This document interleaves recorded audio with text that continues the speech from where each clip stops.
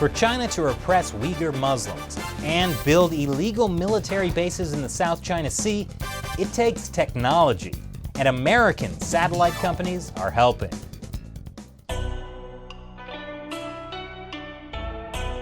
Welcome back to China Uncensored. I'm Chris Chappell. Boy, I was depressed a few weeks ago when I found out Microsoft has been working with Chinese military universities to create artificial intelligence technology that the Chinese regime may be using to repress its citizens. Then I found out Google was doing pretty much the same thing. And I was like, okay, now I'm really depressed. And then the episode I made about that was demonetized by YouTube, which is owned by Google. And that was when I hit rock bottom. At least that's what I thought. But it turns out I had discovered a rock bottomless pit. Because guess what? It gets so much worse. Have you ever taken the time to think about how Chinese authorities communicate with their military and police about things like who to repress next? Okay, let's be honest, you're not thinking about how Chinese authorities communicate. You're probably spending more time wondering about if you should get fries on the side with that burger. Let me help you. The answer is get a side of pizza, then get fries on top of that. But to operate a system of mass surveillance with AI facial recognition and real-time GPS mapping, that requires transmitting a lot of data. And the best way to transmit data to and from remote locations is a satellite. But when it comes to satellite technology, Chinese satellites are way behind. See, the China Academy of Space Technology satellite can only achieve speeds of 20 gigabytes per second. But an American-made SSL satellite can transmit 220 gigabytes a second, and a Boeing satellite can reach 260 gigabytes a second. USA number one. And China's complex surveillance systems just need those faster speeds. And the solution is simple. They just use the American satellites. But you say, is that even legal? Well, it's not legal for US companies to sell satellites to China. But here's the thing. American satellite companies like Boeing and SSL love money. And China has a lot of money. And when lots of money is involved, there's always a loophole. And this Wall Street Journal report uncovered it. It shows the horrifying way China exploits US satellites to strengthen its police and military power. You know those fake islands China built in the South China Sea? The ones that now have military bases and missile launchers on them? They're getting internet thanks to a fleet of US-made satellites. The mass surveillance driving a brutal crackdown of ethnic Uyghur Muslims in China's Xinjiang? Thanks to more US satellites. Even the broadcast of state-run media propaganda is being carried on US-made satellites.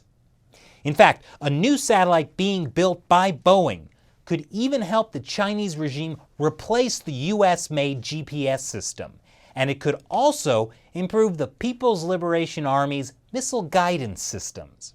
Now again, that seems like it should be totally against the law for US companies to sell satellites to China for all that stuff, right? And again, it is. But that's where the loophole comes in.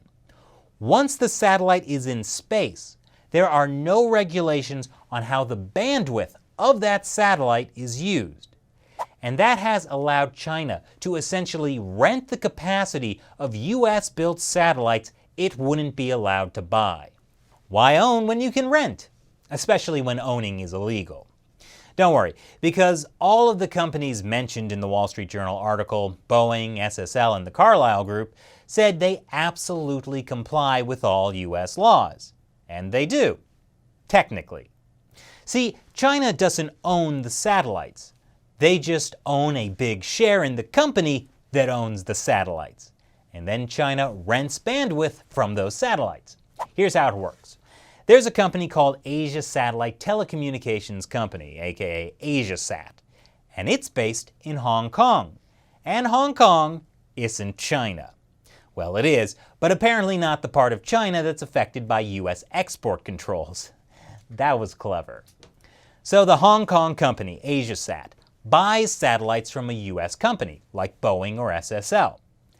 Now that order has to be approved by the US government to make sure no one's violating US laws on satellite export. And to help the US government understand how everything is totally legit, the Carlyle Group, one of the US's biggest private equity firms that owns a big chunk of AsiaSat, they send a compliance report to the US government. And the US government reads that report and says, oh, AsiaSat is a Hong Kong company, that's okay, and they approve the deal. But here's the twist. Another big chunk of AsiaSat is owned by the CITIC Group, which is owned by the Chinese government. Is that a problem?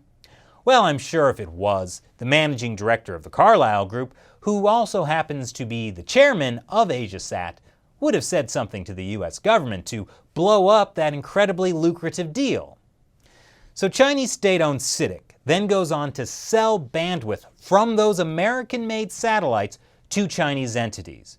For example, state-run propaganda broadcasters, soldiers in the South China Sea, or police in Xinjiang. Now obviously, Boeing or SSL, even AsiaSat, claim they never specifically intended for their technology to be used by China's Ministry of Public Security and the police, which I believe.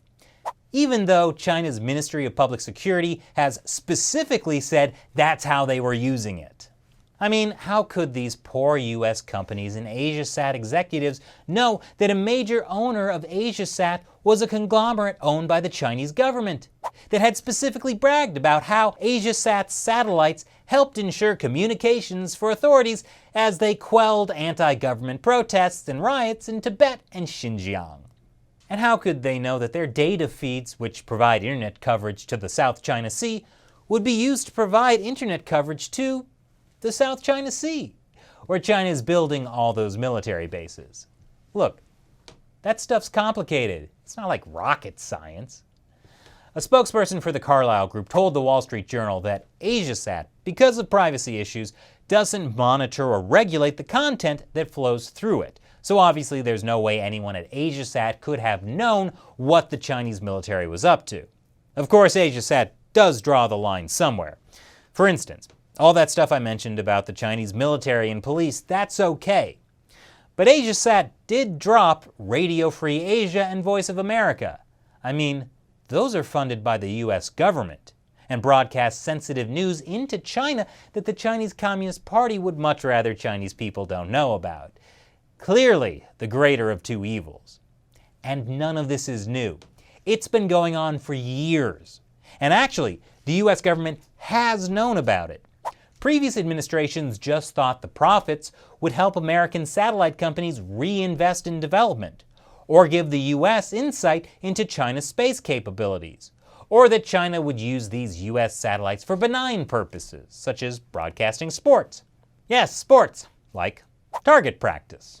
More people in the US government really need to watch China Uncensored. But seriously, according to Boeing, the State and Commerce Departments over 4 administrations, and most recently in 2017, have reviewed and approved export licenses for the AsiaSat satellite constellation to provide commercial bandwidth services to the Asia region, including China. 4 administrations. Thanks, Obama, and Trump, and Bush, and Clinton. Wow, I never thought I'd be able to use them all in the same sentence that way. But again, the problem is that the government only regulates satellite exports, not satellite bandwidth usage. And that's the loophole that's allowed the Chinese Communist Party to use the best American technology to repress Chinese people. There might be some hope, though. When the Wall Street Journal reached out to the Commerce Department for comment, a spokesman said it regularly updates its regulations to counter evolving national security threats, and it considered human rights part of that. And the State Department said it strongly urges companies to implement stringent safeguards to ensure that their commercial activities do not contribute to China's human rights abuses. So maybe this loophole will close, especially if you write to your representatives and tell them what you think. But at the end of the day, the fundamental problem isn't that there's not enough government regulation. It's that private companies like Microsoft, Google, Boeing, Carlyle Group, and SSL put profit above human rights.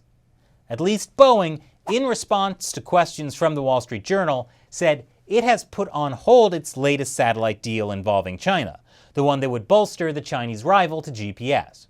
So, what do you think? Are you depressed too? I recommend French fry covered pizza.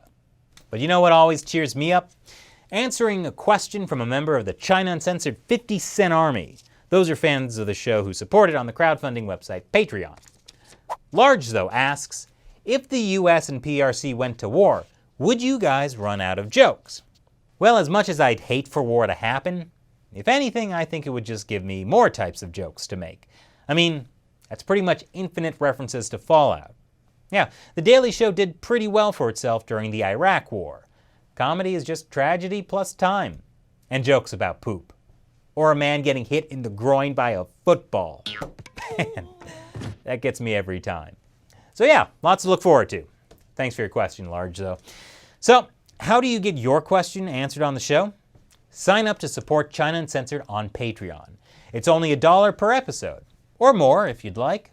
Hey, I'm not complaining. Visit patreon.com/China Uncensored to learn more. Thanks for watching. Once again, I'm Chris Chappell. See you next time.